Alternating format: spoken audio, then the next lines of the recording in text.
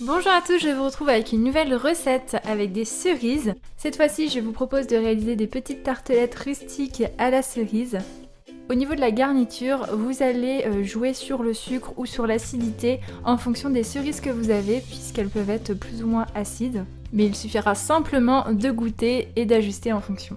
On commence par réaliser une pâte brisée. Il vous faut du beurre mou, de la farine, de l'eau, du sucre, du sel et de la vanille. Je commence par mélanger la farine, le sucre et le sel. J'ajoute la vanille. Ensuite, je vais y incorporer le beurre mou. Je commence en malaxant, puis ensuite je vais sabler la préparation entre mes mains. Il ne faut plus qu'il y ait de morceaux de beurre, c'est important.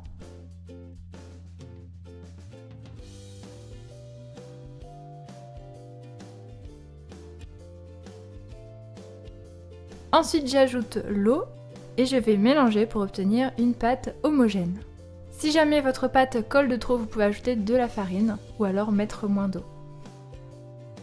Je termine en fraisant la pâte pour vérifier qu'il n'y ait plus de morceaux de beurre. Je l'enveloppe dans du film alimentaire et je la réserve au froid 1 heure environ pour qu'elle puisse mieux se travailler, qu'elle soit moins collante. Pour la garniture des cerises, il vous faut des cerises, du sucre, de l'eau, de la fécule, du jus de citron. Je commence par nettoyer et enlever les noyaux des cerises. Ensuite, je les découpe en deux. Dans une casserole, je verse les cerises, l'eau et le jus de citron. Je vais les faire chauffer à ébullition pendant 10 minutes. C'est à ce moment-là que vous pouvez goûter pour voir si vous mettez plus ou moins de sucre en fonction de ce que vous préférez ou de l'acidité de vos cerises. Ensuite, je vais pouvoir incorporer le sucre et la fécule. Dès que vous ajoutez la fécule, vous mélangez sans vous arrêter et vous stoppez la cuisson lorsque vous allez voir ça va s'épaissir. Je réserve la préparation pour la laisser refroidir.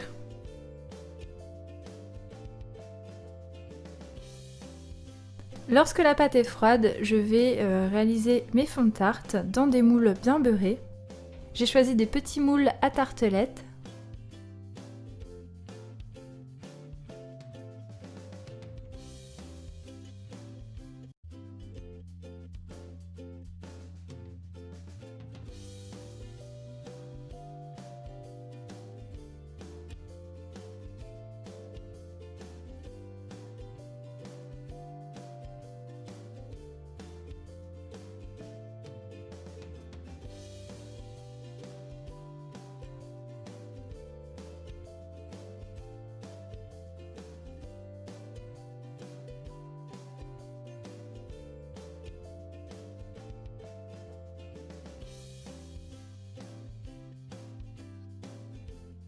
Vous pouvez remettre en bout la pâte restante et la baisser au rouleau.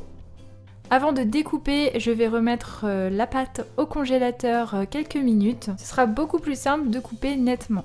On va s'en servir pour découper nos petites lanières qu'on va déposer au-dessus de nos tartelettes pour faire un joli décor. Je réserve également pendant ce temps-là les fonds de tarte au frais. Et maintenant, à vous de jouer pour découper des lanières de pâte de même largeur. Il faut que la longueur par contre corresponde bien à votre moule.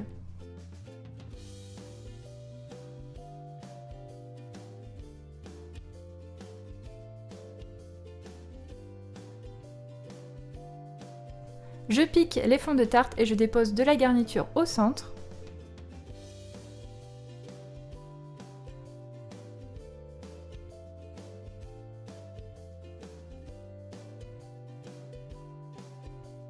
Et maintenant, à vous de jouer pour découper des lanières de pâte de même taille. C'est important de ne pas trop mettre de garniture, sinon ça va déborder à travers votre tressage.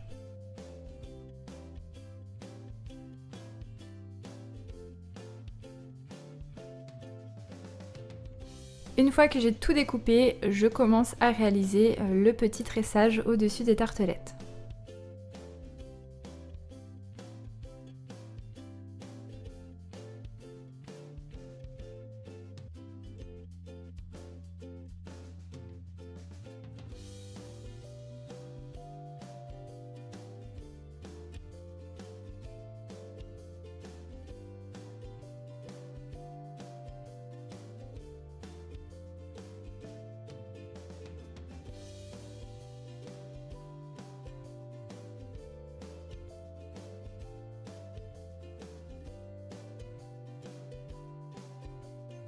Je fais bien la soudure tout autour, j'enlève l'excédent de pâte. Et ensuite je mets les tartelettes 5 minutes au congélateur avant de déposer la dorure avec un œuf entier. Je dors, je saupoudre un peu de cassonade, c'est vraiment facultatif mais ça rajoute encore une fois un petit truc. Et pour des tartelettes, j'enfourne environ 25 minutes dans un four préchauffé à 180 degrés. Bien entendu, surveillez la cuisson en fonction de votre four. Moi, je suis en chaleur tournante, donc ça peut dépendre aussi du mode de cuisson que vous utilisez. Je retire les tartelettes lorsqu'elles sont bien dorées. Je les démoule et les laisse refroidir. Et voilà, nos petites tartelettes à la cerise sont terminées et j'espère qu'elles vous plairont. N'hésitez pas à m'envoyer des photos de vos réalisations si vous réalisez cette recette avec vos petits tressages de tartes rustiques, c'est toujours très sympa en photo. Je vous invite à vous abonner à ma chaîne pour suivre toutes mes vidéos et me soutenir. Et si vous avez aimé la vidéo, n'hésitez pas à la liker et à la partager. Je vous dis à très bientôt pour de nouvelles vidéos.